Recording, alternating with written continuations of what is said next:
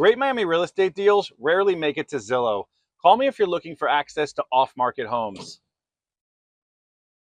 Hello, and welcome to Resilient Miami on Community News Network. And this is a show where we spotlight people and organizations that are helping Miami-Dade become more resilient. And I can't be more thrilled today to have on the show Councilwoman from the Town of Cutler Bay, Suzy Lord.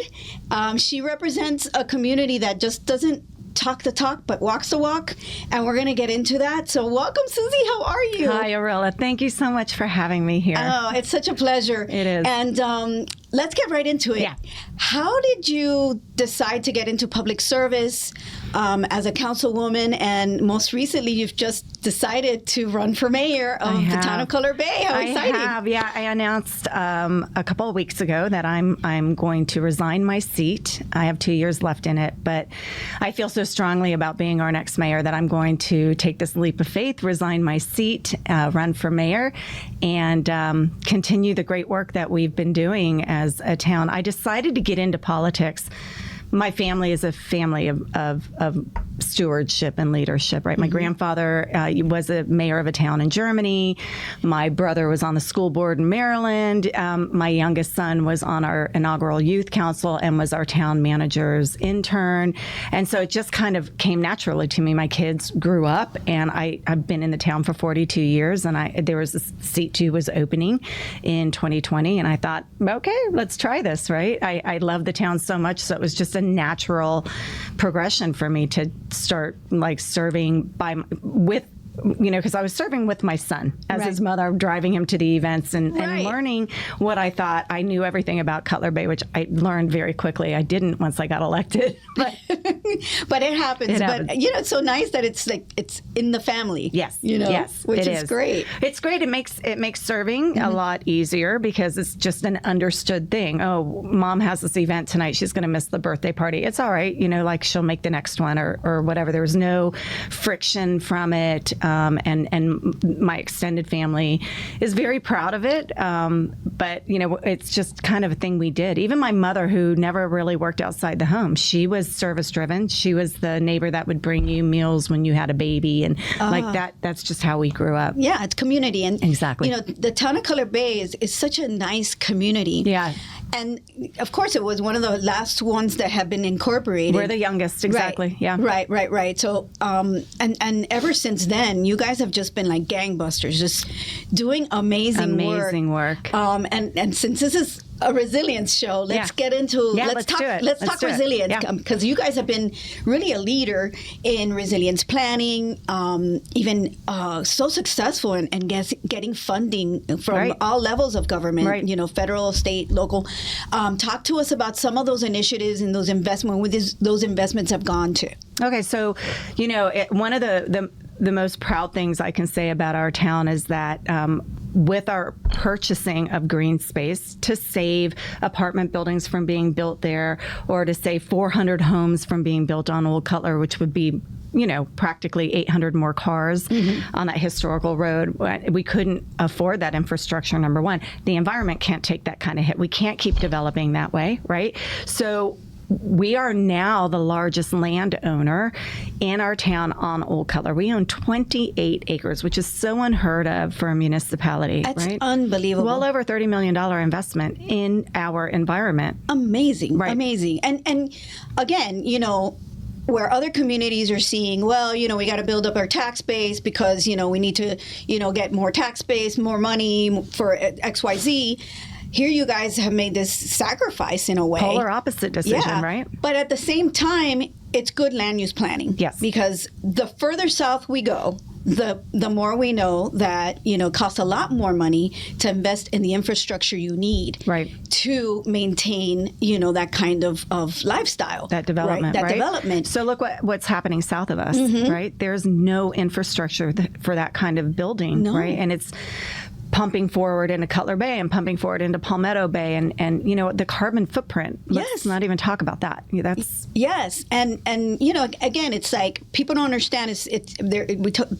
the argument is, oh, it's affordability and this and that and the other. Well, it doesn't become affordable when you have to put in sewer lines and you have to put pump stations and you have to put roads and sidewalks and all sorts of infrastructure that you need to maintain a quality of life in a community. 100%. And so it makes sense. And you guys have been that leader. Wow. I mean, it's just, and I think everyone in the state of Florida, not just South Florida, but in the state of Florida, should learn from what Cutler Bay has been doing. I really appreciate that, because the fact that we're doing that made the decision for me to run for council a lot easier. We're already trailblazing.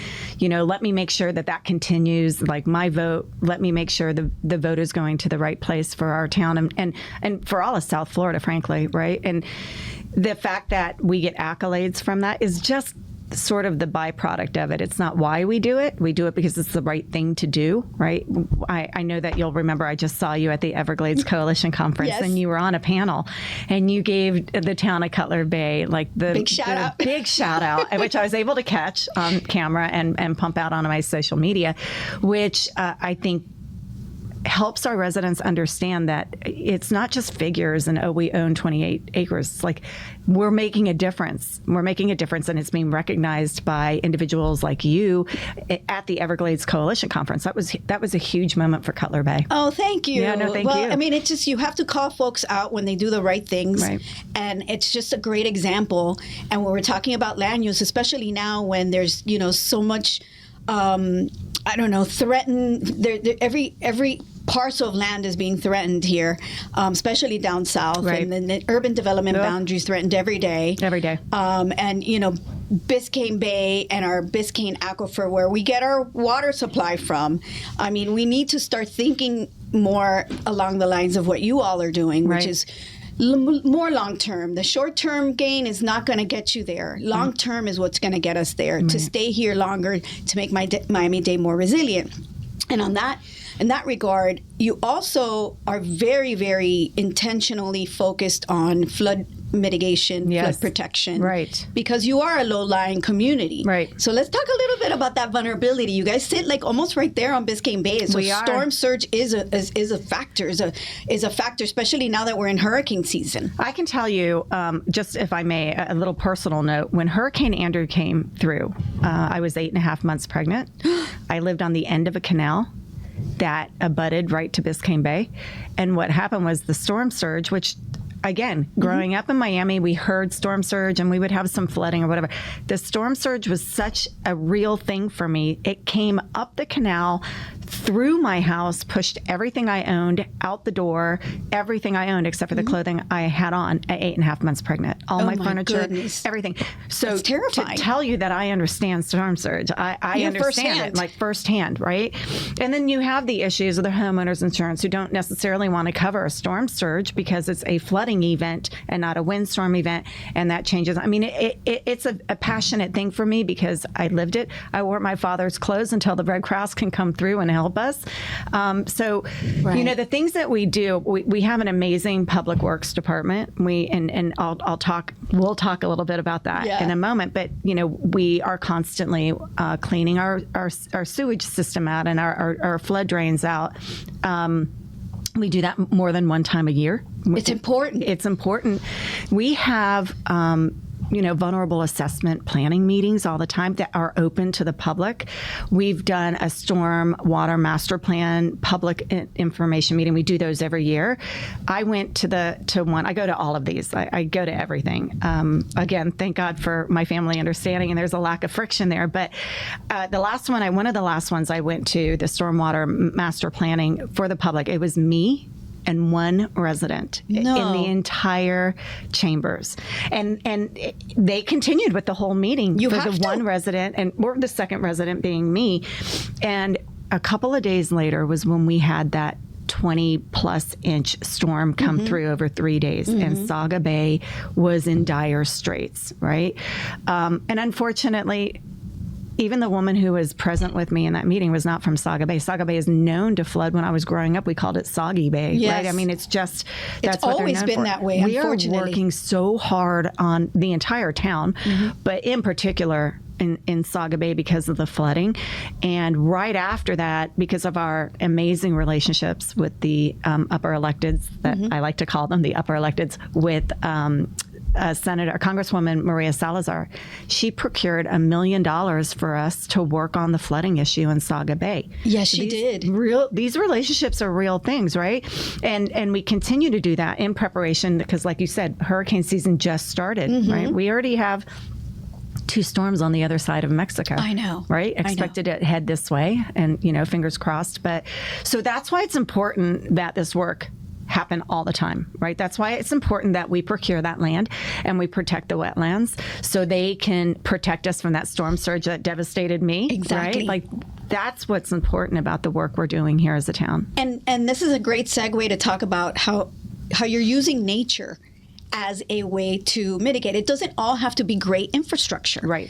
You can use wetlands, you can use mangroves, you can use areas, that are already there. That they already exist. Exactly. That I think have been unfortunately overlooked for so many years, right? So when we acquired the 8.5 acres, which is now Coastal Ridge Preserve on Old Cutler and 184th Street, it was, again, we were going to have McMansions built there, and they were going to build right up on wetlands and then have patios and driveways and nothing impervious, and then have another, God forbid, Hurricane Andrew come through. Nothing would stop that storm surge. Those houses will not stop that storm surge. So it was important for us to protect those wetlands and to make sure that property, we've cleared it of invasives. It looks amazing. And we're eventually going to do a bat house there, which I'm really excited about. For the bonneted bat, For the right? bonneted bat, exactly. So cool. I see you guys and are a just boardwalk. Yes. Right. We're going to have this whole educational component there. So the first time I walked that property,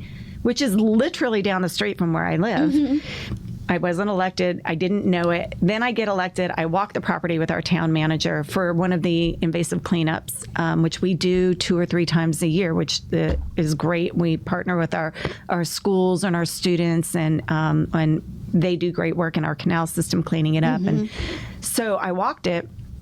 There's a red hawk diving.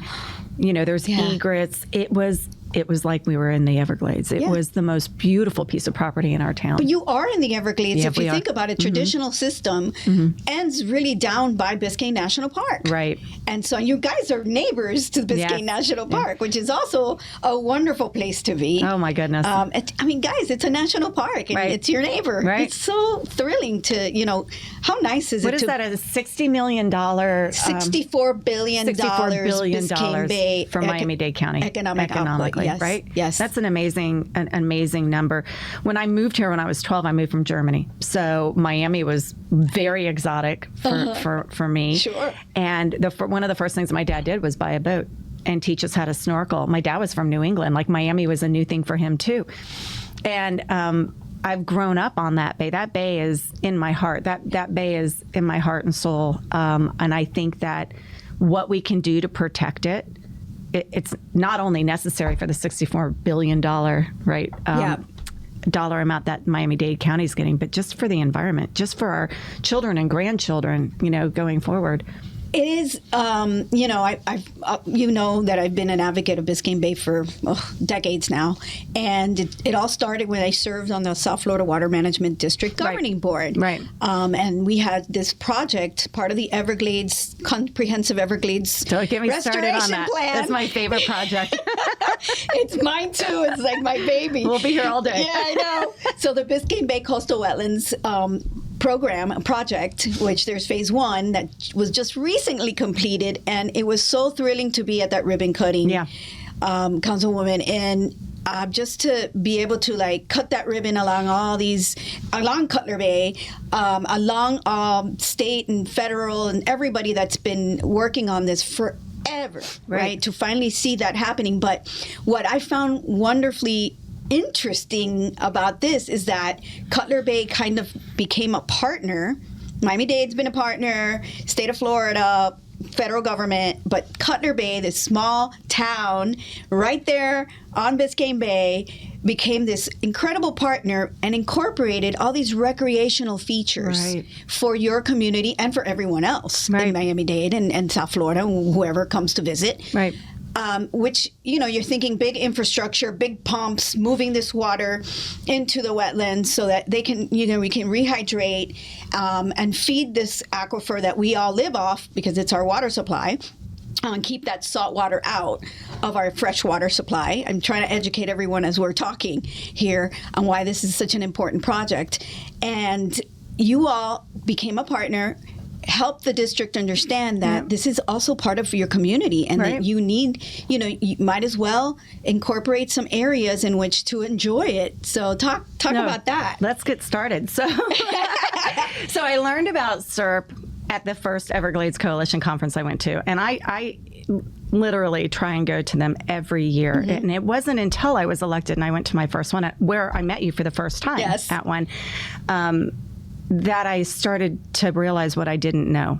And again, growing up in Miami, you think, oh, I know, it's the Everglades. I know. I didn't know, right? SERP is literally right on our town line. It's just in our backyard, right? And it was almost $90 million. And what struck me at first, like almost $90 million of federally funded program. And what struck me at first is that we did have all these different levels of municipalities and government and leadership all working hand in hand, which is what an important project it was, right? That immediately, we've got all these different groups coming together. Let's get this done. The first time I toured it, it had already been built, not filled yet. And I had the luxury, and I call it luxury. There's a lot of perks to the job. One of them is I got to climb a ladder and look down and see the giant pumps that were going to be bringing this fresh water in, which really brought to mind how much water is actually going to be filtered through. It's 2,000 acres of wetlands that we're rehydrating with this program, 2,000 acres. So the first time I toured it and we saw the recreational components and we were endorsing them and we have a great deal of outdoorsmen in the town, I was really excited about it. The second time I got to tour it was with our Congresswoman Salazar. She wanted to learn about it. Ralph and I, our town manager, and I accompanied her on the tour. And during the tour, every time I do one of these things, I learn more and more. Every time I go to one of those coalition meetings, I learn more and more and more. The second time I learned that we have another part of SERP right north of us and off of Old Cutler at the Deering area. And that was the first phase, right? One of the engineers told me that they had just discovered right off of where it pumps into Biscayne Bay, starfish, a sawfish, all of that stuff was gone from our bay. And I can tell you, again, I can attest firsthand, when I used to dive in the bay at 12 years old, 15 years old, diving now, completely different bay. Sadly, completely different bay, right? There's not as many lobster. There's zero conch now. There used to be conch out there. There used to be oysters. Yeah, there used to be oysters. So when I heard that the flushing of this filtered fresh water into the bay was bringing starfish back and sawfish, right? Yes. I mean, that's an amazing. So those are indicators, right? Restoration indicators that the money that we're spending, I know it's a lot, but we're bringing back nature that was gone for so long, and it's worth it. It is. To me, it's worth it. It's worth it for a quality of life. It's not just for nature, but also for us, our drinking water, right, and for the future. I mean, isn't it nice that maybe our grandkids will be able to go and see starfish that weren't there when we were in their backyard. Exactly. The other component to it that's kind of lost on some people is the educational component, right? So we have 2 high schools, like literally down the road, that don't have to take a bus out to the Everglades anymore, right? We can take that danger component out of it. They can take a bus a few blocks and they can walk that, hopefully see starfish. It's an amazing project and one that has my whole heart. It's so good for South Florida. I mean, for everybody, really, but it's it's really impressive. And what's fascinating is that just one component of the 68 other projects that start from Lake Okeechobee all the way down. Yep. And we hear a lot about, bring the water south, and that's what it's about, right? It's the system used to just kind of be its own filtration system, and we channelized everything, and just to protect ourselves from all the floodwaters. But at the same time, now we're realizing, hey, we need to kind of incorporate nature back into this whole thing, right? Because I always say nature had it right the first time. And it takes people like you to remind us of that, honestly. Yeah, it does. Me and a lot of other people and a lot of the organizations that are part of the Everglades Coalition that have been, on the front lines every day, always reminding us. I mean, it does take a community. And again, I have to give kudos to the federal government, the Army Corps of Engineers, the South Florida Water Management District. Miami-Dade County donated a lot of those lands that are being used now to rehydrate those wetlands. And again, local government. Right. See, it all comes together. It does. And we do things, like we said, a little differently than some of the other municipalities. We are constantly hosting the Army Corps of Engineers at Town Hall. Whenever they want a place to meet, we host them. We've hosted BBC meetings, and I go to all of that. Like, I sit back. I'm not part of the meeting. I sit back and I watch and I learn everything that I attend with regard to the environment, and those types of meetings is a learning opportunity for me. Yeah. So. No, and it's important to stay connected, and they need local governments to help. Because we're here, we know our community, and it's up to us to help, elevate that. That's a really good point, because we do know our community better than anybody else, right? I mean, we know it better than even Palmetto Bay knows us, and Palmetto Bay knows Palmetto Bay better than Cutler Bay knows it. It is. So that's a very good point. Yeah, and we know who needs to be in the room. Right. So at the same time, BBC, that's phase 2 of the Biscayne Bay Coastal Wetlands. It's the acronym is too difficult to even remember. Right. But that's phase 2, which is a little bit more complicated because, again, with all these threats to our wetlands that are happening because of development, we need to kind of fast track this. So that's an ongoing project. I always say, you got to show up and never leave. Which is what it seems like you've done, right? Yeah, it's like I'll leave when I feel like I don't think I'll ever leave, but it's just Biscayne Bay is part of my heart, but and we call it the Blue Heart, and it's this is why I love this studio that we're in, because we're right on the bay. Exactly. But so let's get into another thing that just recently happened. Town of Cutler Bay was nationally recognized for floodplain management. Right. And for those who don't know what that means, I think we're kind of touched it, but maybe give us a little bit about that. So this is the only time you're going to see me refer to my notes, because I want to make sure it happened last week. Yes. Like, our town manager and the public works director went to Milwaukee in the hopes that they would win this award, and we did. Amazing. And it's officially called the James Leawitt Local Award for Excellence. It's a very prestigious and nationally recognized award for the work that Public Works is doing for resiliency and mitigating flooding and all of that stuff. Which I say all of that stuff is all very critical stuff that we're doing in the town, but nationally recognized. That's amazing. Right? I say this, and I don't mean any disrespect, but little old Cutler Bay, like 10 square mile Cutler Bay, is doing things so amazing that we get national recognition. Yes. And at the same time, I was telling you before we started, our director, Alfredo Quintero, won Public Works Director of the Year. And Cassandra Silva, one of his administrative assistants, she won, I'm going to read it again, Exceptional Performance Award for 2026. Wow. So the whole department is killing it, right? Yeah. And for the benefit of the residents of Cutler Bay, for the benefit of me as a resident, for the benefit of me as a council member, and for the benefit of South Florida. Like, they're doing really great things. I know them, obviously, because I've worked with you all too, and we've been in the same circles for so long. I know them, and they're just the most dedicated people. Dedicated, hardworking. Hardcore, and when it comes to their work. And so congratulations. Thank you. Congratulations to all of you all in Cutler Bay. I mean, it's just, you guys are killing it. Yeah. Literally. I really feel like we are, which is part of the reason why I want to be mayor. Yeah. Like, let's keep going with this. This is great. Let's keep going. Yeah. Wow. And, again, you not only are you dealing with wetlands and natural systems, but you're also represented on the Biscayne Bay Watershed Management Advisory Board by the current mayor, Mayor Mirbot, and who's done a stellar job representing the town and engaging in something called a reasonable assurance plan, which is really dealing with the water quality issues that we were just touching on previously in Biscayne Bay. But this really is a plan that's being done by the county with all the municipalities, because all the municipalities, through their stormwater systems, through the canals, through all sorts of pollution that gets into the bay, they all have a responsibility to reduce those inputs. And when I talk about water quality inputs, this is nitrogen and phosphorus. I know we're going to get into science, a little science here, but it's important. So phosphorus, a lot of that comes from fertilizer.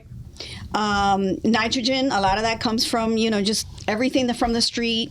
Believe it or not, dog poop. No, I do believe that because I can tell you, as part of I can't sing Public Works praises enough. As part of the work that they do, they will go to our local elementary schools and they will give demonstrations. And I had on Earth Day, I got to see it. I went to see, and they have a model of what a section of town looks like.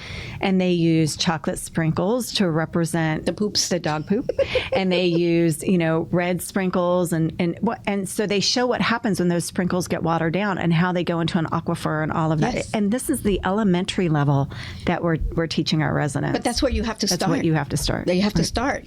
And I mean, it's all those little inputs, all those little things.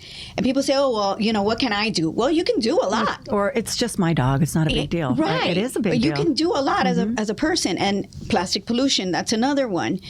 So all of these communities are now at the table working together to look at, where the pollution is coming from. Septic systems, that's another one. Right. That's the big killer. That is. Big killer, especially in low-lying areas. I hope you guys are kind of trying to handle that. We don't have very many. Well, that's septic. Because you're relatively I think we have new communities. 7 houses with septic in our town. That's great. Amazing. That's great. Right. In the northern part, where we had most of the fish kills, is really where the big issues are. Right. But for the most part, I think the county, everyone's doing their part, working together with the state, with the Department of Environmental Protection. So again, Cutler Bay is at the table, kind of leading that charge as well. And I know you've hosted a number of meetings for the board and also for the Biscayne Bay Commission, which is our state entity that was created by the legislature to also help with this whole initiative. Right. So you guys are at the table. We are. Oh my goodness. So as we wrap up, just kind of give us a little bit about your vision as you hopefully walk into this mayoral seat. Yes. Soon. Yeah. My vision is. So we have a little juggling balance that we're doing, right? There's some developments that are coming, but we're keeping them hopefully all on the US 1 corridor and the Turnpike. I'm super anti-sprawl. Don't want sprawl. Let's build up at the mall and we'll be okay. They have the rights to do that, and they're doing it. They're doing it kindly, like they see the vision of the town. So I would like to continue to advocate for anti-sprawl. Of course, continue to advocate for the procurement of property when we can. I'm not sure how much property is actually left in Cutler Bay. I think we've done a good job buying up property, but let's keep taking care of our mangroves. Let's keep caring for our wetlands. Let's keep educating these elementary school students, through the WAVE Academy and both Coast Academies that are at, the middle school and the high school. We bring them in to teach them what a council meeting is like, by the way. We actually bring the students in and have them hold a real council meeting, which is an education in and of itself.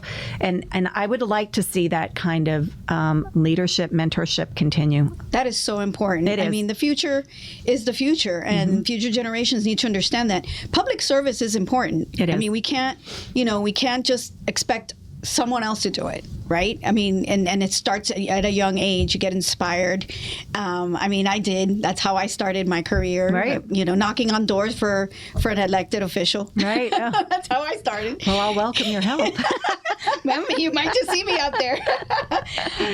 But thank you so much. Of course, thank you for having me. Councilwoman Suzy Lord. Yay. We're so happy to have you Thank here. you. Such an important topic. Yes. I would always come back. Let me know. Thank you for being here. Thank you. Resilient Miami Show on Community News Network. Love it. Thank you so much, everybody. Until we see each other again. Bye.